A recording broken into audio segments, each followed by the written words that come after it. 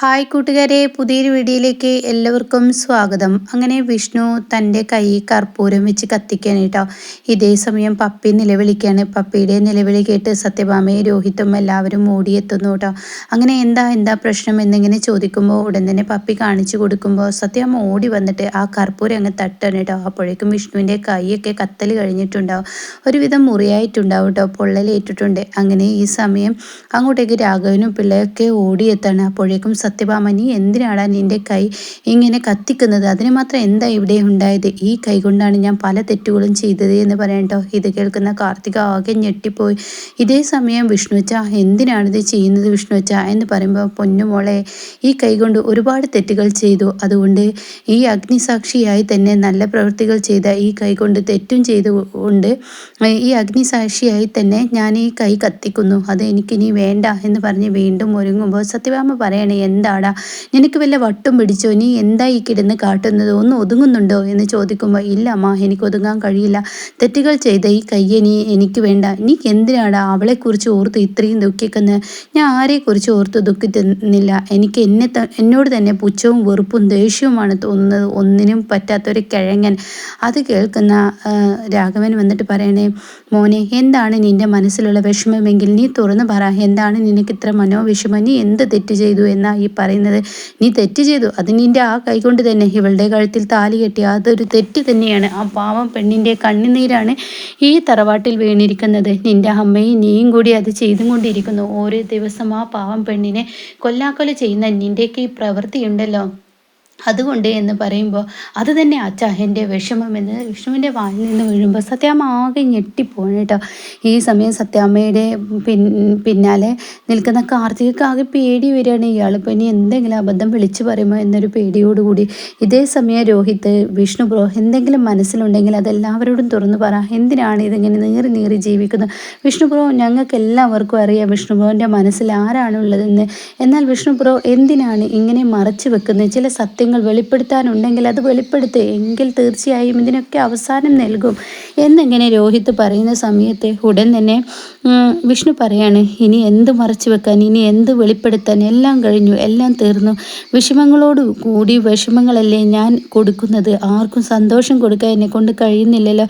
അമ്മയുടെ കൂടെ ഒരു വാലിൽ തൂങ്ങി നടക്കുന്ന, സാരിത്തുമ്പിൽ നടക്കുന്ന ഇന്നും ചെറിയ ഇള്ളക്കുട്ടി എന്ന് തന്നെ പറയാം. അമ്മയുടെ വാക്കുകൾ കേട്ട് ഞാൻ ഓരോ പ്രവൃത്തിയും ചെയ്യുമ്പോൾ ഞാൻ ഇന്ന് അനുഭവിക്കുന്ന മാനസികാവസ്ഥ എന്താണെന്ന് അറിയുമോ? പുറത്ത് എനിക്ക് കേൾക്കുന്നത് ഞാൻ എൻ്റേതായ ഒരു അഭിപ്രായം പറയുന്നില്ലെന്നാണ്. എനിക്ക് ഈ കൈകൾ ഇനി വേണ്ട, മതി, തീർക്കുക. ഈ കൈ വേണ്ട, പാപം ചെയ്ത കൈയാണ്. ഒരിക്കലും എന്നെക്കൊണ്ട് ഇനി മുന്നോട്ട് പോകാൻ കഴിയില്ല. അഗ്നിസാക്ഷിയായി ഞാൻ എൻ്റെ ഭാര്യയുടെ കഴുത്തിൽ താലി കെട്ടിയതിന് ശേഷം പിന്നീടും എനിക്ക് തെറ്റുകളാണ് ഉണ്ടാവുന്നത്, തെറ്റുകളിലോട്ടാണ് ഈ പോകുന്നത് എന്നൊക്കെ ഇങ്ങനെ പറയുമ്പോൾ സത്യഭാമ ചോദിക്കുകയാണ്, എന്താടാ നീ തെറ്റ് ചെയ്ത് എന്ന് പറയുന്ന? ആ തെറ്റ് നീ എനിക്ക് മുന്നിൽ വെളിപ്പെടുത്ത്.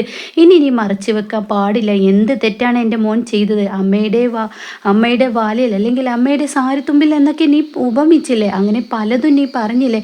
എന്നാൽ ഈ അമ്മ കാരണം നിനക്ക് എന്ത് വേദനയാടാ ഉണ്ടായിട്ടുള്ളൂ? അത് കേൾക്കുന്ന രാഘവൻ ചോദിക്കുകയാണ്, ഈ അമ്മ കാരണം വേദനകളെ നിൻ്റെ മക്കൾക്ക് ഉണ്ടായിട്ടുള്ളൂ. പ്രീതിയുടെ ജീവിതം നീ ഒരുപാട് കാലം ഇങ്ങനെ കൊല്ലാക്കൊല ചെയ്യുന്നത് കണ്ടു നിൽക്കാനാവാതെ അന്ന് നിന്നെ രക്ഷിക്കാനായി രക്ഷകിയായി ആ ശാലിനിയ ഉണ്ടായിരുന്നുള്ളൂ. ആ ശാലിനിയാണ് ആ അപകടത്തിൽ നിന്നും പ്രീതിയെ രക്ഷിച്ചെടുത്ത് നിന്റെ കൺ തുറന്നത്. ഇന്നിപ്പോൾ പ്രീതിയും പ്രീതിയുടെ ഭർത്താവും സുഖമായി ജീവിക്കുന്നു. അത് നീ ആലോചിക്കുന്നത് നല്ലതാണ്. നിന്റെ അടുത്ത് ആര് നിൽക്കുന്നുണ്ടോ അവരുടെയൊക്കെ ജീവിതം നീ ഇങ്ങനെ തുലക്കുകയുള്ളൂ. ദേ രാഘവേട്ട, അല്ലെങ്കിൽ കലി പിടിച്ച് നിൽക്കുകയാണ്. എൻ്റെ മകൻ്റെ കൈ കത്തിയിരിക്കുന്ന ഈ സമയത്ത് നിങ്ങളുടെ എരുതിയിൽ എണ്ണൊഴിക്കുന്ന ഈ വാക്കുണ്ടല്ലോ, ഞാനെന്തെങ്കിലും പറഞ്ഞാൽ ആ ഗോപാലൻ പറയുന്നത് പോലെ എണിക്കണ്ട എന്ന് പറഞ്ഞാൽ എണിക്കാത്ത ഒരു ഭർത്താവായില്ലേ. എന്നെയും അങ്ങനെയൊക്കെ തന്നെയാണ് പറയുന്നത്. അത് കേൾക്കുന്ന സത്യഭാമ അവിടെ ചെറുതായി ഒന്ന് പതറുന്നുണ്ട് കേട്ടോ. ഇതേ സമയം വിഷ്ണു, നിന്നോടാണ് പറഞ്ഞത്, എന്താണ് നിനക്ക് പറയാനുള്ളത്? നീ ചെയ്ത തെറ്റെന്ത്? നീ തെറ്റ് ചെയ്തു എന്ന് പറഞ്ഞ് നീ നിലവിളിക്കുന്നുണ്ടല്ലോ. എന്നാൽ നീ ചെയ്ത തെറ്റെന്ത്? അത് ഞങ്ങൾക്ക് മുന്നിൽ വെളിപ്പെടുത്ത്. ഇനി നീ എന്തിനാ അത് മറച്ചു വെക്കുന്നത്? ഈ അമ്മയായ എനിക്കറിയണം. അത് അറിഞ്ഞാൽ ഈ പ്രശ്നത്തിനൊരു പരിഹാരമാവുമെങ്കിൽ അത് ചെയ്യണം. മര്യാദക്ക് വെളിപ്പെടുത്തടാ എന്ന് പറയുമ്പോൾ കാർത്തികയാണെങ്കിൽ, ഈശ്വര പെട്ടല്ലോ, ഞാനിവിടെ എന്ത് ചെയ്യും ഇപ്പോൾ? സത്യഭാമ ഈ പറയുന്നത് പോലെ മധുശ്രീ പറഞ്ഞ ആ ഗണ്ണ് എൻ്റെ തലയിലോട്ട് വരുമോ, എൻ്റെ നെറ്റിയിലോട്ട് നിറയൊഴിക്കുമോ എന്നൊന്നും എനിക്ക് പറയാൻ കഴിയില്ല. ഈശ്വര പെട്ടല്ലോ, വിഷ്ണുവേട്ടന് പറയാതിരിക്കാൻ തോന്നട്ടെ, അയാൾക്ക് പറയാതിരിക്കാൻ തോന്നട്ടെ എന്നൊക്കെ ഇങ്ങനെ പറയാൻ കേട്ടോ. ഇതേ സമയം നിന്നോടാടാ ചോദിച്ചതിന് മറുപടി ഇല്ലേ, നിനക്കെന്താ നീ ഇങ്ങനെ നിൽക്കുന്നത്, നീ പറയടാ എന്ന് പറഞ്ഞു. സത്യഭാമ വീണ്ടും വീണ്ടും വീണ്ടും ആവർത്തിച്ചും കൊണ്ടിരിക്കുക. അപ്പോൾ വിഷ്ണു, അത് ഞാൻ തെറ്റ് ചെയ്തു അമ്മേ, തെറ്റുകൾ മാത്രം ചെയ്യാനൊരുങ്ങിയ കൈയാണിത്. എന്തെങ്കിലും ഒരു നല്ല കാര്യം ചെയ്തിട്ടുണ്ടെങ്കിൽ അത് ഒരേ ഒരു തവണ, ബാക്കിയെല്ലാം തെറ്റാണ്, ഞാൻ ചെയ്യുന്നതെല്ലാം തെറ്റാണ്. അച്ഛൻ പറയുന്നത് പോലെ ഒരു പെണ്ണിൻ്റെ കണ്ണുനീർ വീഴ്ത്തി എന്നൊക്കെ ഇങ്ങനെ പറയാനേട്ടാ.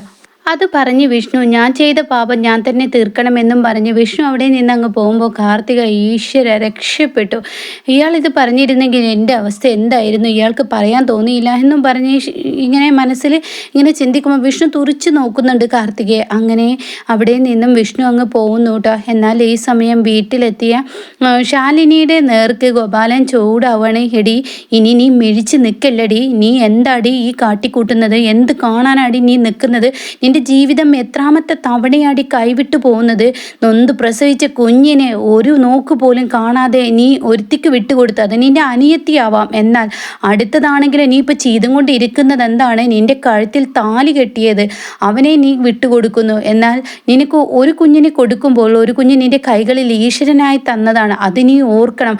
അതുപോലെ ഒരു ഭർത്താവ് നിന്നെ കൊണ്ടടി, നീ എന്താടി ചിന്തിച്ചിരിക്കുന്നത്, നീ സത്യഭാമയുടെ പേർക്ക് കേസ് കൊടുക്കടി. അത് കേൾക്കുന്ന ശാലിനി, നിങ്ങളൊന്നും മിണ്ടാതെ ഇരിക്കുന്നുണ്ട്, ഈ സമയം നിങ്ങളിങ്ങനെ സംസാരിക്കല എന്നൊക്കെ ഇങ്ങനെ പറയുമ്പോൾ അവിടെ ശാരദാമ്മക്ക് അങ്ങ് ദേഷ്യം പിടിക്കുകയാണ്. ശാരദാമ്മ പറയാണ്, ഇതൊക്കെ ശാരദാമ്മ അത് പറയുന്നതിന് മുന്നേ ഷാനി പറയുന്നത് ഇതൊക്കെ ദൈവത്തിൻ്റെ എനിക്ക് കൽപ്പിച്ച ദൈവം തരുന്ന ശിക്ഷയാണ് എന്നൊക്കെ ഇങ്ങനെ പറയുമ്പോൾ ശാരദാമ്മക്ക് ദേഷ്യം പിടിച്ചിട്ട് ഗോപാലിൻ്റെ നേർക്ക് എടുക്കുന്നു മനസ്സിലാക്കുന്ന ശാരദാമ്മ ഷാനിയോട് ചൂടാവാണ് കേട്ടോ. എടി, നീ ചിലക്കാണ്ട് നിൽക്ക്, നീ അച്ഛൻ പറയുന്നതിൽ ഒരു കാര്യമുണ്ട്, ഒരു കുഞ്ഞിനെ നിനക്ക് ക്ഷാമക്ക് കൊടുത്തപ്പോൾ അവളുടെ ജീവിതം നീ സേഫാക്കാൻ നോക്കിയപ്പോൾ ഒരു കുഞ്ഞിനെ നിനക്ക് ഈശ്വരൻ തന്നിരുന്നു, പക്ഷെ ആ സത്യം നീ ഇന്ന് വരെ നീ ആരോടെങ്കിലും വെളിപ്പെടുത്തിയോ? ഇല്ലല്ലോ.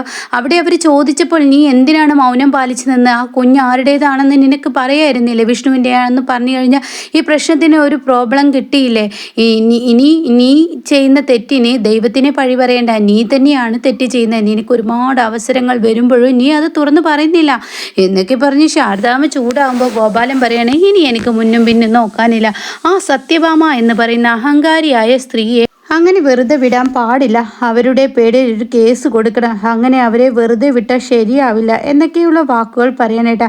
അങ്ങനെ സത്യഭാമയുടെ പേരിൽ കേസ് കൊടുക്കാൻ ഇനി ഗോപാലൻ ഒരുങ്ങാനേട്ടാ. അങ്ങനെ ഒരു സീനൊക്കെയാണ്, അങ്ങനെയൊക്കെ ഒരു പ്രൊമോ ആണ് വന്നിട്ടുള്ളത്. റീമേക്കിലും ഇങ്ങനെയൊക്കെയാണ്. ഇനി മലയാളത്തിൽ ചെറിയ ചെറിയ ചേഞ്ചൊക്കെ വന്നേക്കാം, പറയാൻ കഴിയില്ല. അപ്പോൾ ഇതുപോലെ അപ്കമിങ് റിവ്യൂസും ഡെയിലി റിവ്യൂസൊക്കെ കേൾക്കാൻ താല്പര്യമുള്ളവർ ചാനലിന് സബ്സ്ക്രൈബ് ചെയ്ത് സപ്പോർട്ട് ചെയ്യണേ. അപ്പോൾ എന്തായാലും ഇതിന് അവസാനം കാർത്തികയുടെ കല്യാണത്തിന് അവസാനം ശാലിനി ഒരു അവസാനം കണ്ടെത്തുന്നുണ്ട്. ആ അവസാനത്തിൽ വിഷ്ണു തൻ്റെ അമ്മയുടെ മുഖത്തടിച്ച് 4 വാക്കുകൾ പറയുന്ന ആ സീനൊക്കെ വരാനിരിക്കുന്നുണ്ട് കേട്ടോ.